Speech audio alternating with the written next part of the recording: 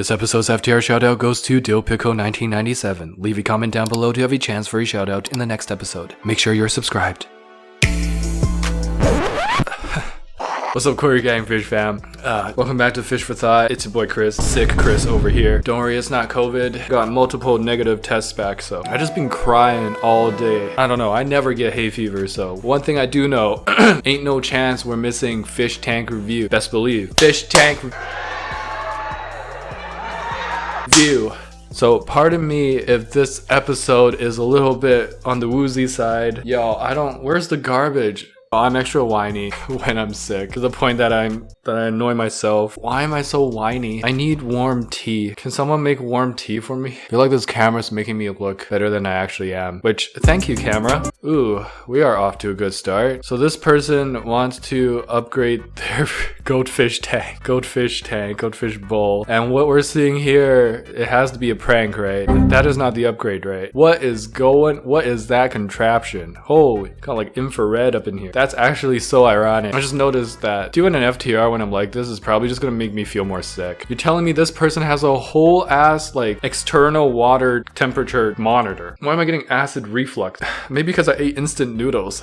That's not something you should eat if you're sick, right? I ate some mee goreng like 5 minutes ago. I'm one of those people that crave more junk food when I'm sick for some reason. I'm just like a downward spiral of disaster. Somebody save me. I don't care how you do it. Alright, so there's no doubt that this is an amazing fish tank upgrade if you ask anyone. Look, we were working with a whole 0.25 gallons of water for this very lucky and fortunate goldfish. And you know, that's more than enough space. But this absolute angel sent straight from heaven down to earth to bless us with their presence. That 0.25 gallons of water volume is not enough in their eyes for their precious, precious goldfish pet. So what do? They upgrade it to a 0.35 gallon. Incredible. So let me get through this. Let me get through this episode, bro. I pray to you every day. But you know what else I can't figure out the most? How the heck do they have that high-tech thermometer, but they don't know the very basic of goldfish care? You know, this is like buying a house for the backyard. This is like learning Italian, but never going to Italy or ever speaking it. It's like a rocket scientist who already knows how to colonize Mars, but they work in pizza delivery. I'm surprised it didn't do a panic death swim the second it entered the bowl. I'm doing a panic death swim right now from all that camera shaking.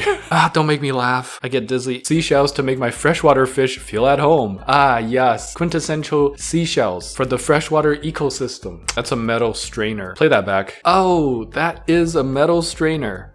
Ouch. Ugh. I can't think about that right now. ADA, Aqua Design Amano. Also ADA, American Dental Association. We know which is more important. Both cost an arm and a leg. Very true. Hey guys, you know, to not get sick as often, there are things we can do. Sanitize your hands, wash your hands, try not to interact with children. But what if I told you there is equally something perhaps even more useful for your fish, so that you can look out for your fish before they get sick? Aquarium Co-op multi-test strips. These are perfect, easy, no hassle ways to tell if your water parameter is a good enough environment for your fish to stay in without feeling bad. If only I had one of these for me, so I can tell when I need to change my bed sheets, air out my room. They measure some simple things like chlorine and pH, but they can also just as well save your fish's life because they measure nitrite and ammonia. A little bit of that can kill a lot of fish. You want to catch that early? Do a water change, do whatever you need to do. But if you don't know your water parameters, how are you going to know if your fish are going to be okay? AquariumCoop.com, get those test strips now. I blew my nose so much last night that I started nosebleeding, and then I couldn't keep blowing my nose. That's the absolute worst. A nosebleed while you have a cold. Like, what did I do to deserve that, by the way? This fish tank sent in by Pepper from FFT Discord. It's their dirted tank. It looks like a very well-established tank. It's got chili rasboras. Perfect. Abrosis Cory, which is also known as peppered corridors. True freshwater bumblebee goby. None of that fake stuff. And 6 baby bettas. And they're definitely not at the size where they start getting super aggressive and killing everything in the tank. No,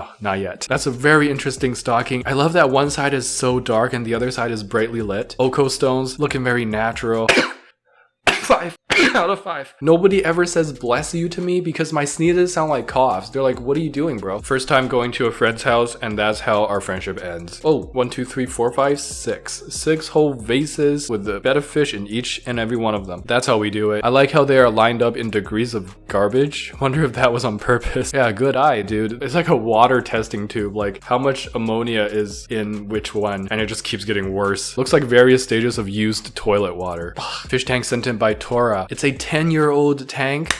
It's like an old growth tank. Save old growth forests. Got a crown-tail betta, very healthy looking. Name is Xenos. 5 ghost shrimp, and reportedly no issues between the betta and the shrimp. Xenos is so chill that he just lets the shrimp take his food sometimes. That is a betta fish. Black water, very well established, super healthy betta fish. Very natural escape. 4.8 out of 5. Keep it up, Tora. Some rivers are so drug polluted, the fish get high on cocaine. Let's start a company, bro. I have so many ideas. I want to know what they were thinking when they made this meme. It's just so random. Taisi Company sent in this fish tank. It's a mustard gas betta named Hiroshima. 5.5 gallons. On the smaller end, but by no means is it too small. Simple escape with a sponge filter. Perfect filter for a betta fish. Nice powerful looking heater as well in there. Keeping the water temperature steady, no doubt. A bit of a peppered substrate, some lucky bamboo, and some other live plants. Escape is nothing too exciting, but from what I see, you got really proper husbandry for your lucky betta fish. Looking very healthy, looking very full. 3.8 out of 5. Keep up the good work. My greatest shame when starting this hobby. Oof, that is a pretty hard pill to swallow, not gonna lie. This stands up and might be even worse than my first tank, which I've told the story many times of what my first tank was like. This is a cricket holder, my dude, and you got 4 or 5 fish in there, 2 species of which are gourami and black skirt tetras. That is not a joke. But dude, you got live plants. That's kind of crazy, right? Unfortunately, live plants in this situation is not gonna do much. It's okay, I started with a small glowfish murder tank with fake plants and everything. Well, there you go, Simp King definitely one-upped you. Went a little sicko mode with it. Your first tank is like your first crush. Most of them were pretty bad, and we cringed looking back. No shame, friend. My first tank was one of those half-gallon betta bowls with shimmery dark blue gravel. Hey, that kind of sounded like mine. That poor dude was a survivor, though. Yeah, it's crazy how much abuse betta fish can go through. Nicole sent in this fish tank. Sand substrate, tall, basic plants like Elodia, Cryptocorin, some dwarf sach, Anubias javafern, some floaters up top. This is a guppy / endlers tank? Might be endlers life bearers, actually. Bonus points for that. Very understocked. The live plants are doing work on that ammonia nitrate. Perfect, basic little tank, 4 out of 5. Oh, and there's a little gourami in there as well that I missed. This is a meme sent in by Vin from the FFT Discord, and it's everything fish for thought in a nutshell. Cheers explaining how easy Easy Green is. Saltwater chat talking about corals or some. Our aquariums when bad aquarium. Chris eating spicy noodles from my other channel. Viewers when Chris brings a guest. Millie can't stop talking. Woo! This is what I'm talking about. This is what it's all about. You Aquascape. I love the choice of music. The sound design is impeccable. This meme was great. 5 out of 5. Even made me feel a little bit better despite being sick. Pufferfish homies sent in their 10-gallon fish tank with a orange Dalmatian betta named Gambit. 4 cories in a 10-gallon. If I recall from the email, I think they were asking if it's okay or like my thoughts on putting Corydoras in a 10-gallon. And honestly, I will speak to this later on. I have a few videos lined up, I think, where I talk about that stuff. But for now, yeah, I really don't know about putting Corydoras in, like, for sure not in a 5-gallon, but I've seen it happen a lot. Like a 5.5 gallon, a 7-gallon, you just got like 1 or 2 Corydoras, like the bronze cories. Yeah, that's tough. That's a tough decision. Cories like to school, cories like to feel like they're in a crowd of other cories to feel safe. And a lot of people don't know, but most species of cories get pretty darn chonky. I would recommend a school of Corydoras if you have like a 33-gallon, maybe a 20-gallon. But for sure, pygmy cories, they can go in like even a 5.5 gallon. 4 cories in a 10-gallon. If you ask me, I wouldn't suggest it, but I don't think it's the worst thing in the world. As long as you keep up the maintenance, I think 4 cories and a betta fish in a 10-gallon for now is okay, especially if there's sponge filter, live floaters, and again, proper weekly maintenance. 3.8 out of 5, keep it up. When you finally catch that Zebra Daniel, it's over. It's done. More than half of the tank is demolished. Completely and utterly need a proper rescape. For a lot of these fish, like Zebra Daniels, other dither fish, cool woolly loaches, Borneo sucker, or reticulated hillstream loach, especially that one. If you are going to make the decision to put it in, oh yeah, and plecos, then make sure you are not going to change your mind later. You're gonna have to rescape this tank. Teacher's frog tank. Oh boy, it's a little better now. We're working on it. A little better from that. Is that an African clawed frog? The tank can be filled higher. They enjoy swimming. It also looks a little skinny and would probably like a better hide. Preferably something that could double as a platform to sit on for easier access to the surface. We love to see proper constructive criticism. Yes, it is an African clawed frog about 8 years old. 8 years old? I hope it didn't have to live its whole life in that. The first thing we did is raise the water level and do a water change. People don't like to be told what to do or do things in general, so it's kind of tricky. They care about her, the frog, but find it hard to make time for it, the tank. They care about her, or they find it hard to make time for her. Pick one. Can't have both here. Damn, that's some real talk. Stop making excuses for a poor pet owner. If she cared about her at all, she'd clean the tank or give her up to someone who actually has the time for a pet. Sounds like your teacher just needs a pet rock. I think this is a perfect balance of like constructive, helpful criticism and a reality check. Reddit doing God's work out here today. Trying to feed plecos, but the endlers take all the food first. 1942 Colorado. I think I remember this episode. Except I feel like plecos can hold their own, especially bristlenose plecos. They don't take crap from anyone. If it's their food, they gon' take it. What's going on, y'all? Welcome back to the end of the episode. I can't believe we actually did it. I hope you guys enjoyed it still. I hope I still kind of,